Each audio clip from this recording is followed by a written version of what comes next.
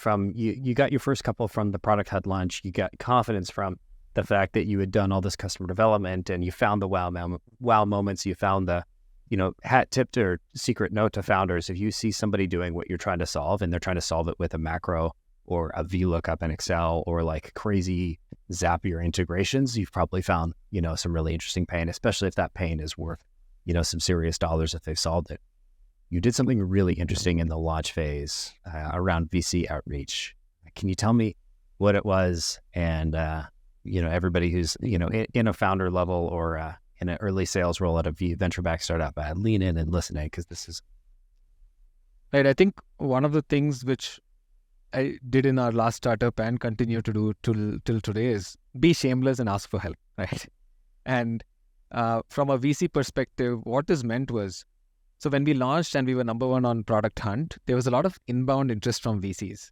And we had just announced our seed funding. So, we were clear with them that, hey, we're not raising now, but we'll still take the meeting with you. And let's tell you what we do, right? Like, let's introduce ourselves. And at the end of those calls, once we described what we're doing, what evangelistic market we were going after now, obviously, we just launched. There was not much traction to show. There soon was, but even at that point, we were like, hey, why don't you introduce us to these 2 or 3 portfolio companies that, we feel could have a pain in this area. So we did our research before every call on which 2 or 3 intros we wanted. And we asked them to make those intros. And we said, hey, you will learn something based on their reaction, right? Like if they like what they see and they buy, you learned something about the real pain in this market.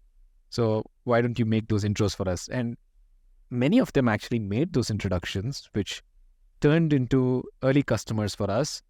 And in some cases, these folks didn't turn into customers immediately. Like bigger companies, I'm not going to name the brands, but some of our best logos came from here. They didn't come immediately, but they remembered us when they had stronger pain in the area, even like 6 months out, 9 months out, and then became customers. So actually the customer that helped us get over our 1 million ARR mark exactly a year from launch was one of those introductions, and like a great logo for us to have, the logo I'm most proud of winning till date.